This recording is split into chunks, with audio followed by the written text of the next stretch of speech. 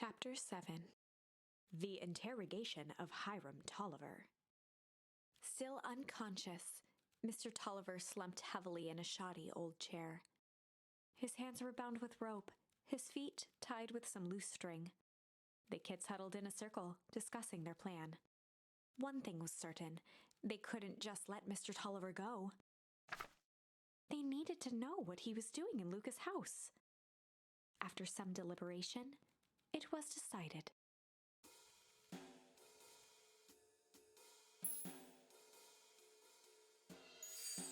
They'd run the classic good cop, chill cop interrogation.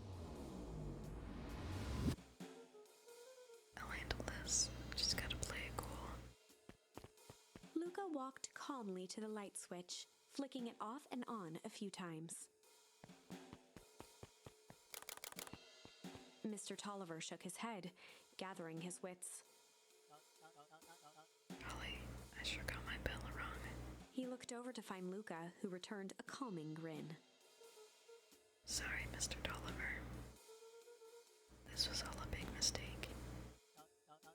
Luca, what's going on here? Why do you have me strapped down? No one's fault, really. Rollo just got a little startled. Rollo's here. Rollo and Beck emerged from hiding to give a timid wave. Well, alright. Mistakes happen.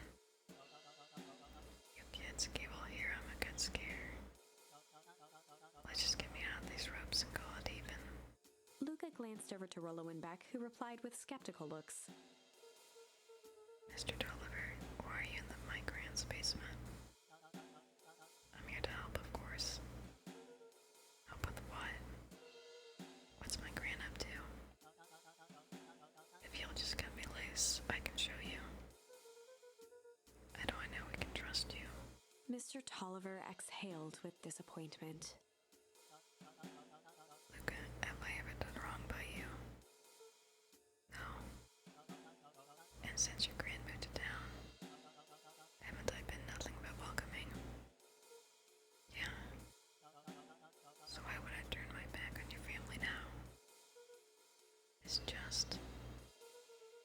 all this stuff seems pretty weird. I'm bored with names of people from town. And archive my dad's old disturbing patient notes. Luca gestured to the corner. Barrels of explosives.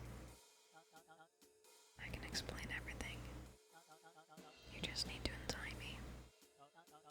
You kids deserve an explanation. Luca looked again to Rollo and Beck. This time they shrugged. Luca began to slowly loosen the bindings. Mr. Tolliver gently rubbed his wrists. That's a good lad. This all makes sense in time. He edged imperceptibly toward the stairs as he spoke. You see, this town has secrets, Luca. A very dark past indeed. Before the kids had even noticed his movement, Mr. Tolliver was at the light switch. A past that must be brought to. He punctuated his final words by flicking the switch and rushing up the stairs. Light. Son of a... Beck darted to the wall and turned back on the lights. It was too late. Rollo confirmed what they all heard. He just locked us down here. Mr. Tolliver's muffled voice came from behind the door. I wasn't lying, you know. This is for your own good. You kids just keep tight down there. And let the adults handle this. They looked bewildered at each other. Play it cool, huh? Not now, Beck. They heard the staccato thump of quick steps exiting the house. The kids looked down in resignation. This isn't how it goes in Hank Atomic. For some reason, they'd always assumed it was up to them to save their town. Luca opened his mouth, hoping to conjure some magical words to make this right. Only a hollow croak escaped. The end. Well, we certainly aren't going to find a grand resolution to our tale locked in a basement. Back to the drawing board.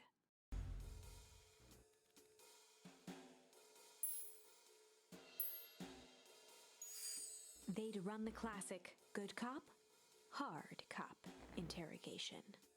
Rollo brandished a steely gaze. I've got this. Read about it 100 times.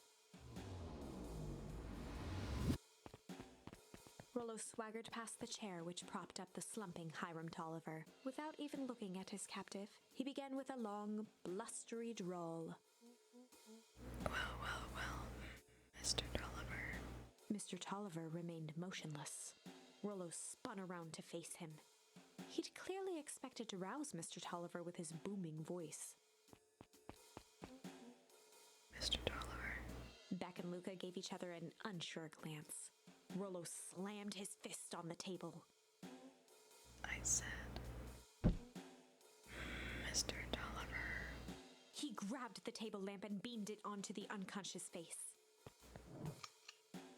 Mr. Tolliver groaned and slowly lifted his head. He recoiled with a muddled, weary squint.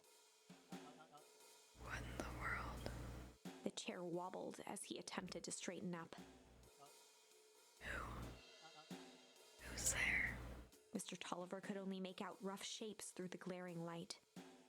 With a gruff tone, Rollo hoped to both conceal his voice and intimidate. I'll be asking the questions here, punk. Now hold on, let's just calm down. Oh, I am calm. Calm as a carrot in the dirt. As for you, looks like you're sweating. The doubtful expression on Beck and Luca's faces transformed into awe. You can do this my way, or... well, let's just say I never need another way. Rollo, hitting his stride, was now channeling every detective trope his memory could recall. He slammed the table again. Now dance. What? I don't even... Mr. Tolliver's voice became desperate. He was nearly in tears. You've tied me down. How on earth could I dance? Dance with your mouth, punk. Spill the beans. What are you doing poking around this house? I'm here to help Juniper. To make sure everything's ready. Oh, so you're in cahoots with Gran. Gran. Mr. Tolliver was in a daze, now more confused than ever. I'll help her blow at the festival, eh? Blow at the festival. Good Lord. He shook his head, feeling more and more dizzy. No, you've got it all wrong. Where is she now? She's headed to the source. Source? What's the source? It's where His voice faded to a whisper. the town began. Where it all began. What is Operation Spark Plug? With that, Mr. Tolliver passed out cold.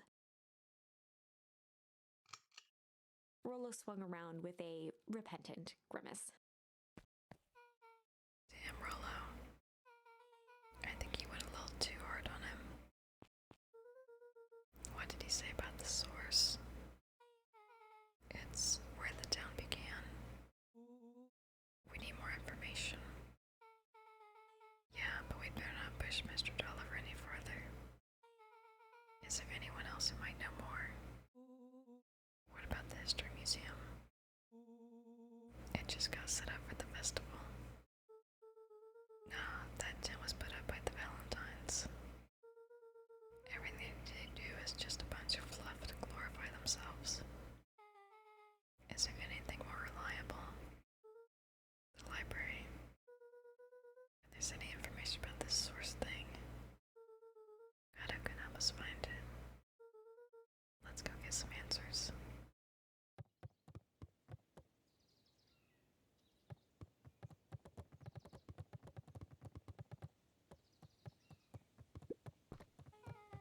This is a dang nice library.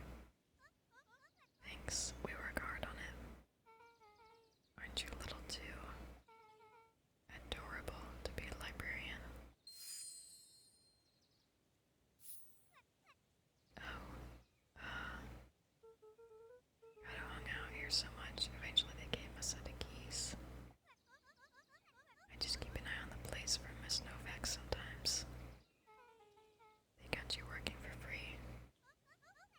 It's quiet and I get access to all the books I can read. What more could a person want? Fair enough.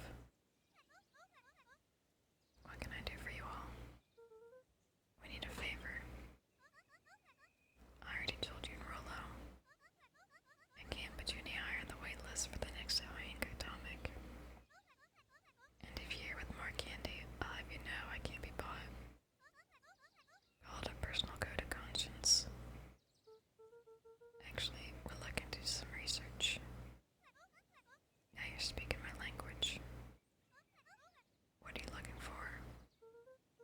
That's the thing, we sort